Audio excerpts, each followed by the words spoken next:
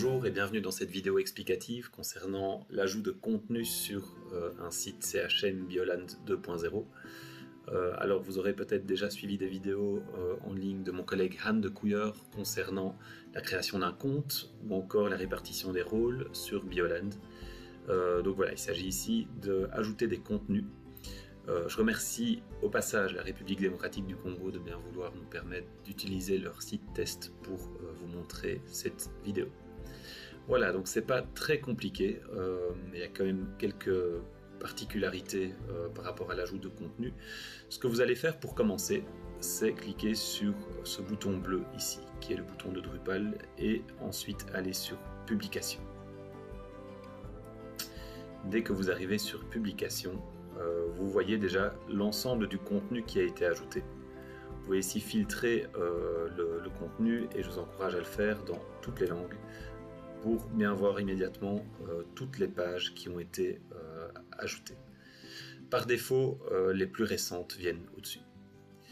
Donc pour ajouter du contenu, comme je vous disais, c'est pas très compliqué. Vous cliquez sur Ajouter du contenu, Site Content, et ici le site vous propose donc la page de l'édition sur laquelle vous pourrez ajouter plein de contenus différents. Alors la structure de la page est essentiellement similaire pour tous les types de contenus, c'est-à-dire que vous aurez toujours un titre à ajouter, un corps de texte, des pièces jointes et des étiquettes. Je vais y revenir plus tard.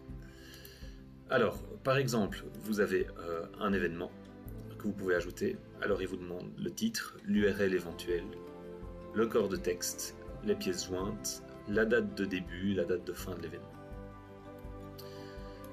Vous avez également des aires protégées, et là c'est pareil. Ce que vous pouvez également trouver, c'est des documents.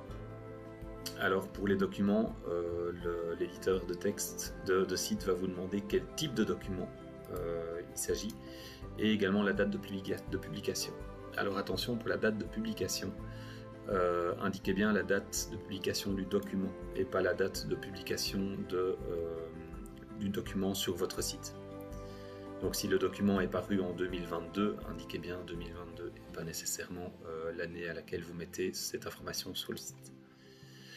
Voilà, donc je ne vais pas les passer tout en revue, mais sachez donc qu'il y a quelques petites différences en fonction du contenu que vous souhaitez ajouter. Mais ce que vous trouverez toujours, ce sont les étiquettes. Et les étiquettes sont les mêmes pour tout type de contenu. Donc, elles concernent les objectifs du GBF. Donc, quelle cible, quel numéro de cible est-ce que votre contenu fait référence? Quel pays est concerné? Vous pouvez en mettre plusieurs. Les domaines thématiques également. Et les objectifs de développement durable, à quels objectifs votre contenu se rapporte. Sachez aussi que le secrétariat de la CDB est occupé à développer une étiquette supplémentaire concernant les objectifs relatifs à vos rapports nationaux. Donc si vous avez des rapports nationaux, vous pourrez indiquer quel objectif de votre rapport national est concerné par le contenu que vous mettez en ligne. Voilà, j'ai presque tout dit. Il ne me reste plus qu'à également évoquer ce carré ici. Pour les contributeurs, nous vous recommandons vivement de ne pas toucher à ce carré. Essentiellement, le contenu ici est pour les gestionnaires de sites CHM. Faites seulement attention à la langue, donc de bien sélectionner la bonne langue lorsque vous publiez du contenu en français ou en anglais. Sinon votre contenu ne sera pas immédiatement trouvable sur le site tel que vous le souhaitez. Voilà. Dès que vous avez terminé tout ceci, vous pouvez cliquer sur Enregistrer. Et là, il appartiendra au gestionnaire de site CHM de vérifier votre contenu et de le publier.